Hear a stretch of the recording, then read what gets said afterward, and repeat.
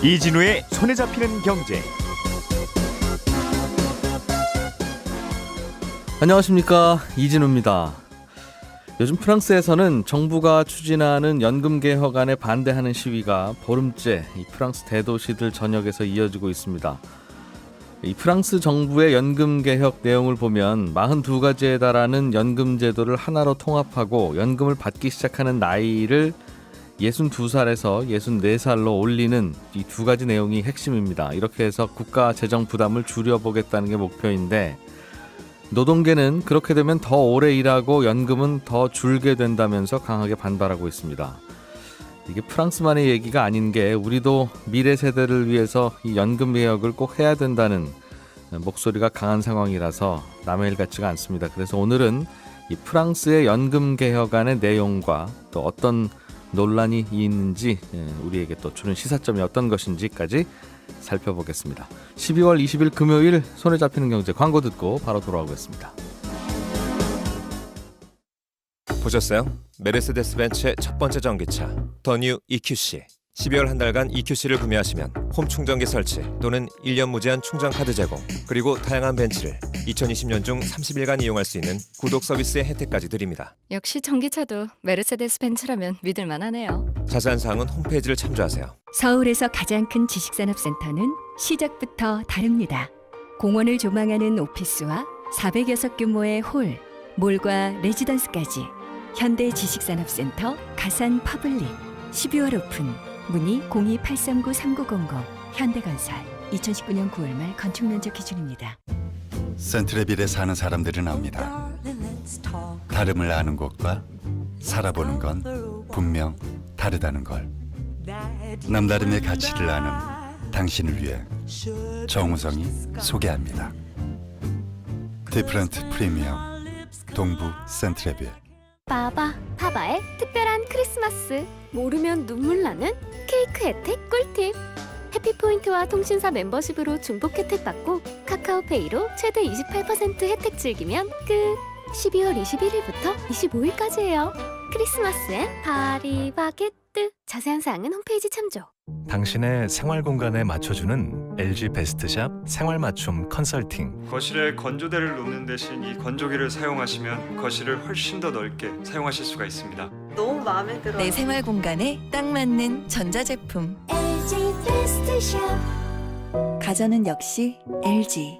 나에게 꼭 맞는 생유산균 락토핏. 아기에게 락토핏.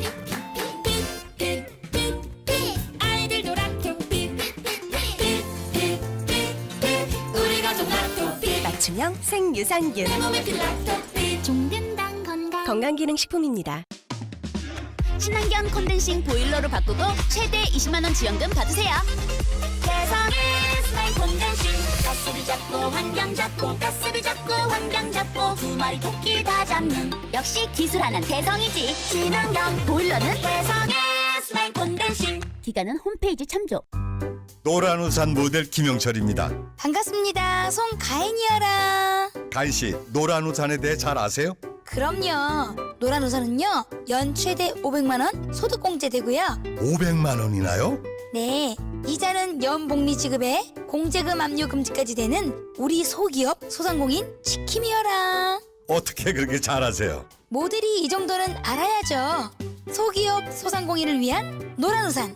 우리 경제 영웅인 사장님들을 든든히 지켜드립니다.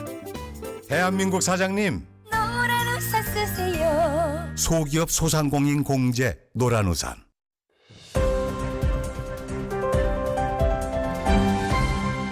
이진우의 손에 잡히는 경제. 네, 경제 뉴스들 먼저 챙겨 들어보겠습니다. 이데일리 성주원 기자, 어서 오십시오.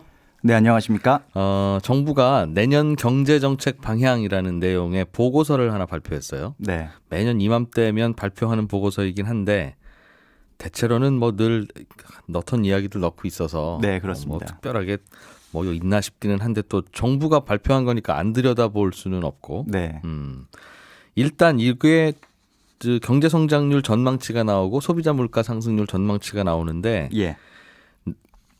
올해 거, 즉 1년 전에 올해를 예측하고 판단했던 거는 어느 정도 좀 맞았었어요?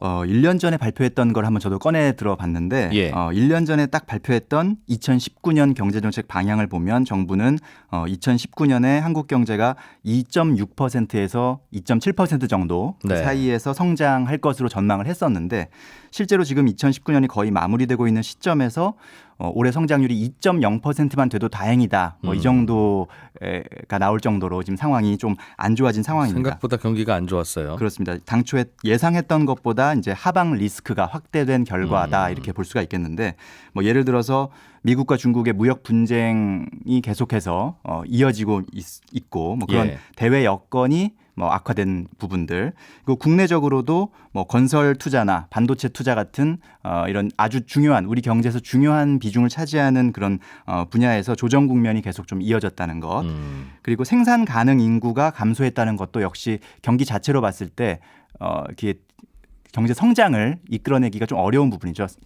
생산 가능 인구라는 것은 이제 15세에서 64세까지 실제로 경제 활동을 할 수 있는 어떤 인구를 뜻하는데 지금 인구 구조적으로 지금 그 나이대 사람들의 숫자가 줄어들고 있다는 것이죠. 네, 그래서 그런 것들이 경기에 좀 부담을 줬다라고 평가를 하고 있고요.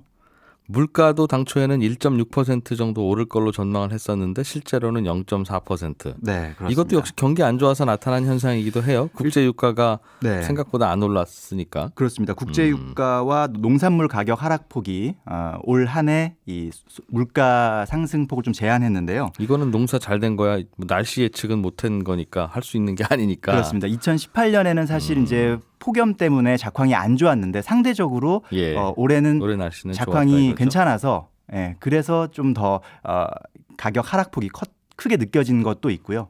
유가 같은 경우는 뭐 국제 유가가 계속해서 좀 약간은 하락하고 있지만 거기다가 또 올해 상반기까지 이제 유류세 인하 네. 그 부분도 역시 물가에 좀 영향을 미친 부분이 있고요.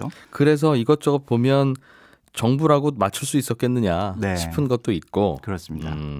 그래서 여쭤본 이유는 잘 맞췄어요라고 하는 게 내년 전망을 우리가 어느 정도 믿어야 되는지를 판단하기 위해서 사실은 여쭌 거예요. 네. 내년 전망은 어제 발표한 이 경제정책 방향 보고서에 보면 경제 성장률은 연 2.4%, 예. 물가는 1.0% 오를 거다 이렇게 전망했군요. 네, 그렇습니다. 물론 이제 정부의 이 2.4%는 아마 정부가 생각하고 있는 것의 최상단일 겁니다. 아마 예. 모든 계획들, 어제 발표한 경제정책 방향들이 차질 없이 진행됐을 때 아마 2.4% 정도 내년에 성장할 수 있을 것이다라는 전망일 것 같고요. 사실상 목표라는 거죠. 네, 그렇습니다. 예. 거기에다가 또 대외적인 변수들도 뭐 세계 경제가 좀 더 회복한다든지 또 반도체 업황이 회복한다든지 이런 것을 전제로 하고 있기 때문에 이런 것이 내년에 실제로 우리가 예상한 것대로 이루어질지 아니면 예상보다 또 하방 리스크가 커질지 이런 부분들은 이 숫자를 또 알겠습니다. 조정하게 되는 변수가 될 것으로 보입니다. 정부는 그래서 좀 더 나빠지면 그래도 정부가 이런저런 정책을 통해서 충격을 완충하겠습니다라는 뜻일 거고 예. 또 뭔가 좋아질 게 있으면 더 정부가 앞장서서 이런저런 지원을 할게요라는 내용들이 들어있을 거예요. 네, 그렇습니다. 경제정책 방향 발표 내용 중에 우리가 알아두면 좋은 점 또는 눈길을 끄는 포인트들 어떤 거 있었는지 좀 한두 개만 짚어주시죠. 네, 일단은 그러니까 소비를 유도하기 위한 인센티브 혹은 또 여행 수요를 국내로 끌어들이기 위한 인센티브 뭐 이런 것들이 아마 우리가 체감할 수 있는 것들일 텐데요. 10년 이상 노후 차량을 갖고 계신 분이 내년 상반기 중에 새로 차를 구매하시게 될 경우에는 개별 소비세를 70% 정도 인하해 주기로 결정을 했습니다. 대략 얼마 정도 싸게 해주는 거예요? 그러니까 최대 이제 100만 원 한도에서 개별 소비세를 인하해 주는 것이고요. 6월 말까지 사시면 이란 뜻이니까 가능하면 빨리 사세요라는 뜻일 텐데 그렇습니다. 이거는 또 경기 안 좋으면 하반기까지 연장하겠습니다 하는 네. 경우가 꽤 있어서 매번 나오는 카드이기는 예. 하죠. 예, 그리고 가전기기를 구입하실 분은 조금 기다렸다가 사시는 게 좋을 것 같은데요. 예.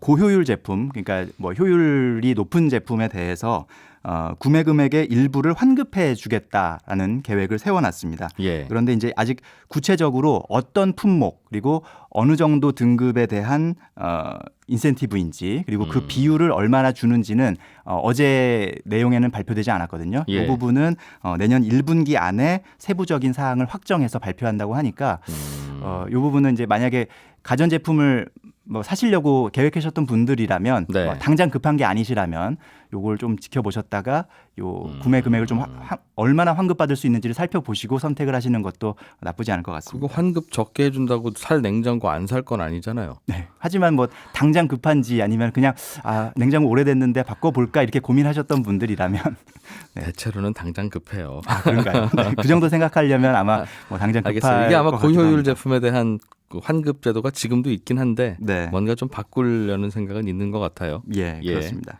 그리고요. 그리고 이제 여행 수요 같은 경우는 해외 여행객이 계속 뭐 꾸준히 많지 않습니까? 경기가 어렵다고 하더라도.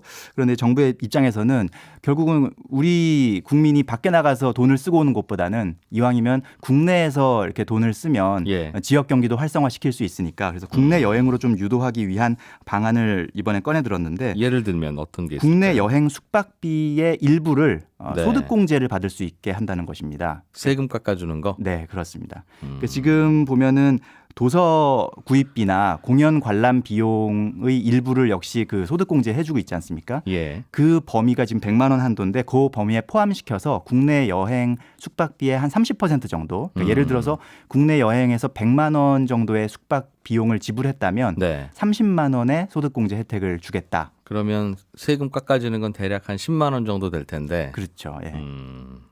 그렇게 뭐 크진 않겠지만 그래도 어쨌든 좀 그런 인센티브를 주면 뭐 국내 수요가 조금이라도 늘어나지 않을까라고 생각하는 것 같고요. 네.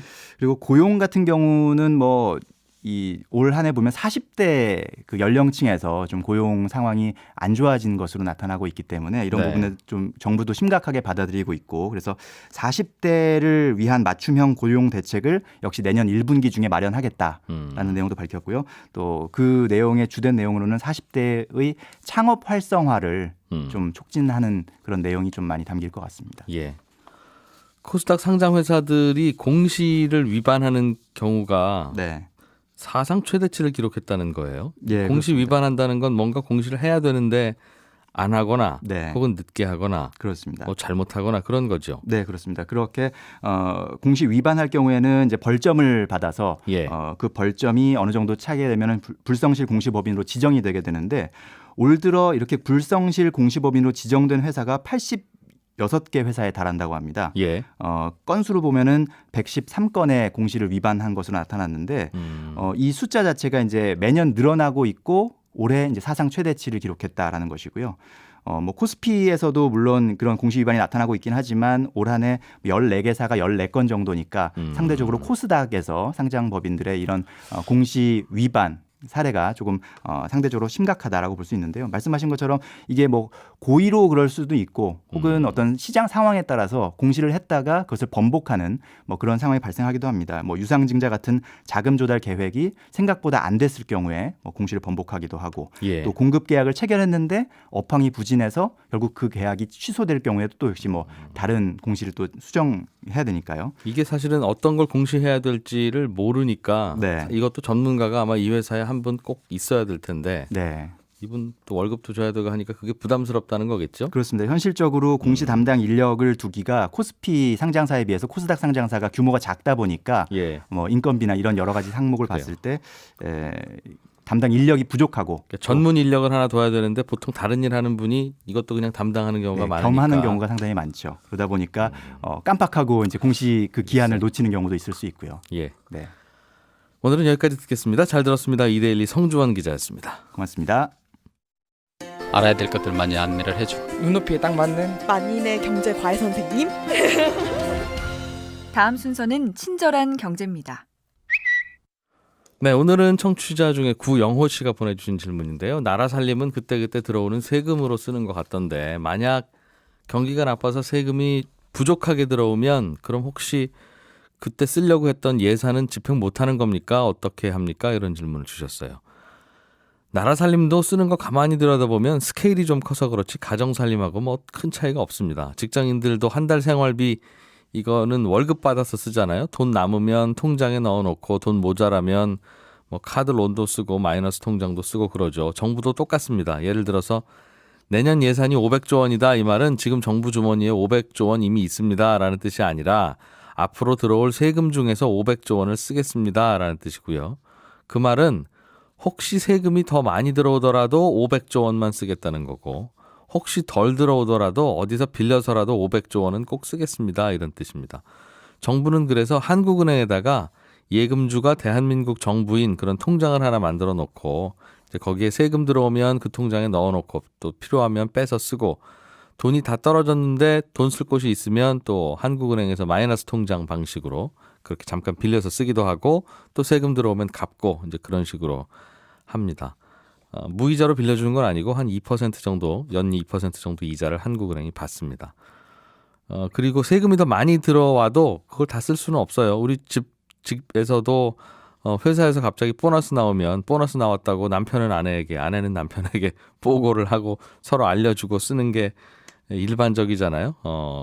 정부도 마찬가지입니다. 세금이 더 들어온 걸 그 해에 그냥 다 씁시다라고 하려면 그 돈을 어디에 더 쓸 건지 추가 경정 예산안이라는 걸 만들어서 국회의 승인을 받아야 됩니다. 정부가 가끔씩 하는 추경이 바로 그런 거고요. 더 거친 세금을 좀 더 씁시다라고 하는 추경도 있고 또 세금이 잘 안 거치니까 국채를 발행해서라도 좀 씁시다 하는 추경도 있고 그런 겁니다.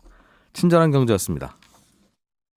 삶의 무게가 제 아무리 버거워도 영차 함께여서 당당한 사람들. 잠시 후 9시 5분 여성시대가 이어집니다. 영차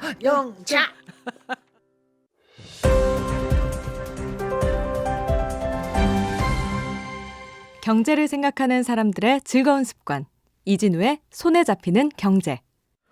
요즘 프랑스의 핫 이슈는 연금 개혁안에 반대하는 국민들의 시위입니다. 어떤 내용 때문에 그렇게 또 다투는 건지 미래에셋 은퇴연구소 김동엽 은퇴교육센터장 모시고 좀 들어보죠. 어서 오십시오. 예, 안녕하십니까?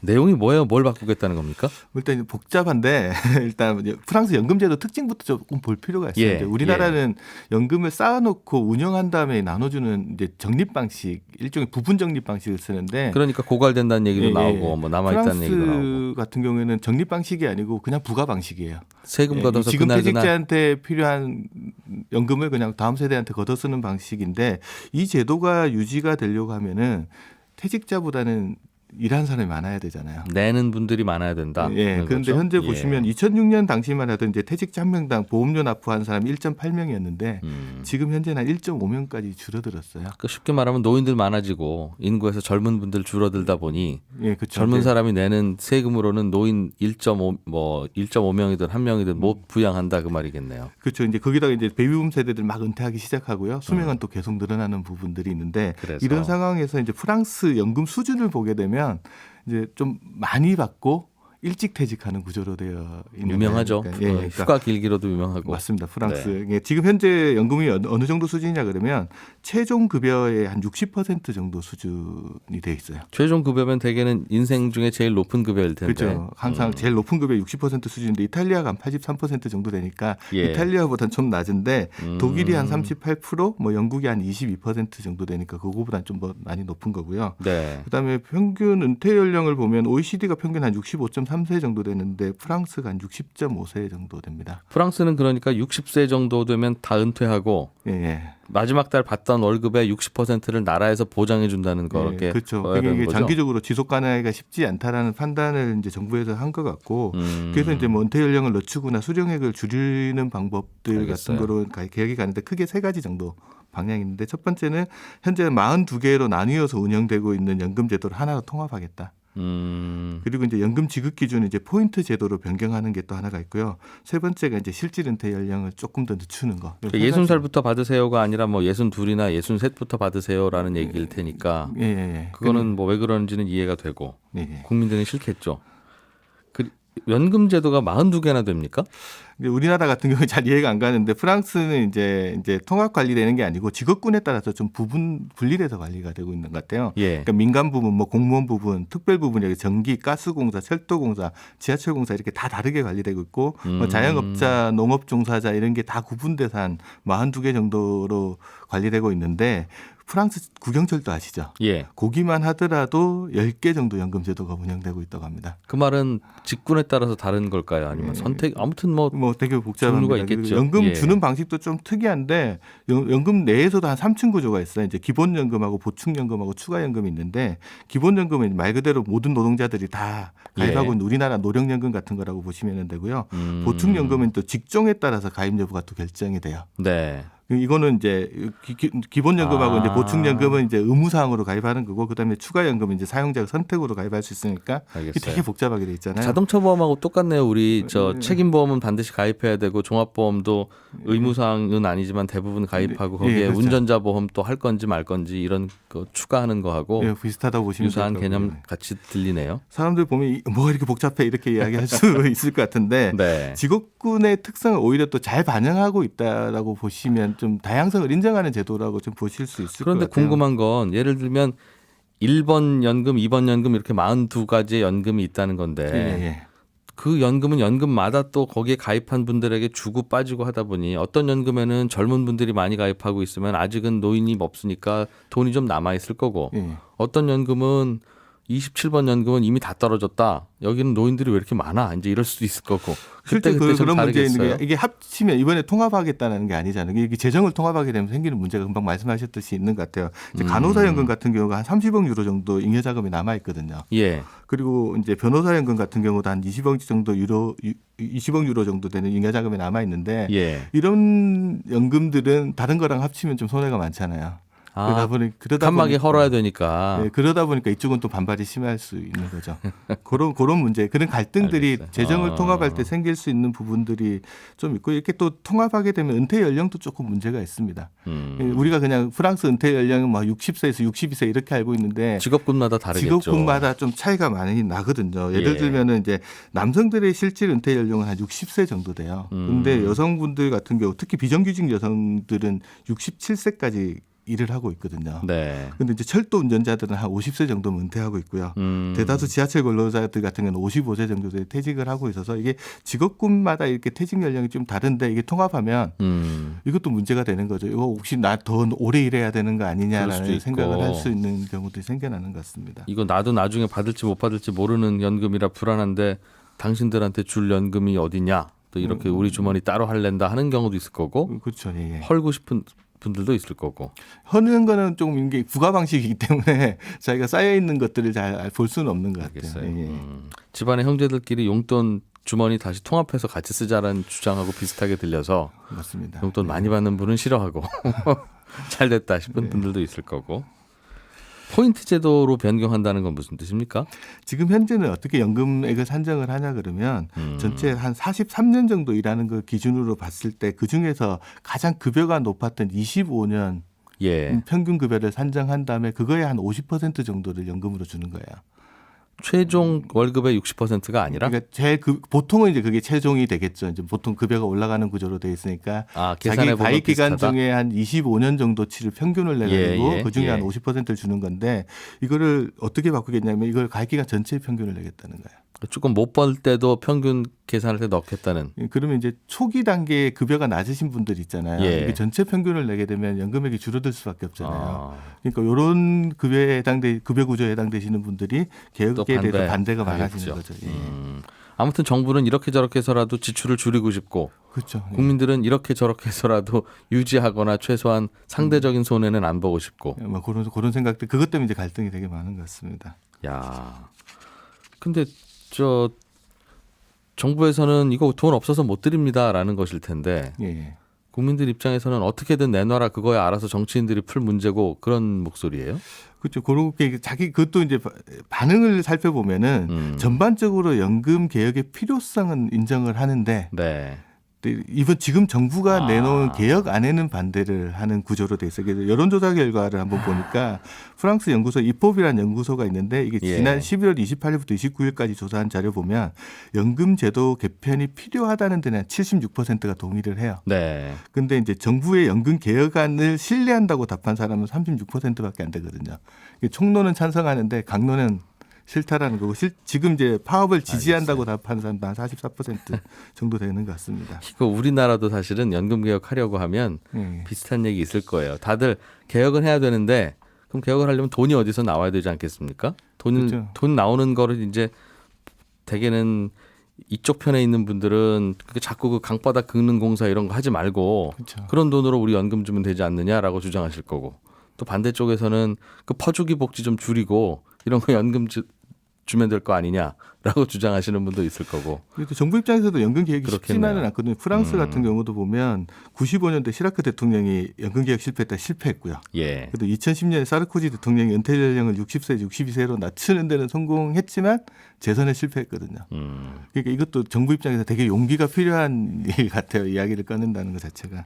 한 30초 정도 시간 더 남았는데 우리나라는 뭐 좀 배울 점 아니면 시사점? 타산지석? 뭐가 있을까요? 우리나라 지금 현재 부분 적립 방식인데 이거를 언젠가는 부가 방식으로 전환을 해야 되잖아요. 예. 근데 유럽에서 특히 이제 프랑스에서 지금 진행되는 일들을 좀 지켜보게 되면 이게 부가 방식으로 전환됐을 때 문제점들이 그대로 드러나거든요. 세금 걷어서 그때 쓰는 방식. 인구 구조가 역피라미드 구조로 갈 때 부가 방식은 상당히 어려운 방식이에요. 그걸 위해서 당장에 넣어놓고 바로 개혁하겠다 그러면 엄청난 문제가 생겨날 수 있기 때문에 좀 장기간에 걸친 수기 절차 같은 것들이 좀 필요할 것 같습니다. 미래에셋 은퇴연구소의 김동엽 센터장이었습니다. 고맙습니다.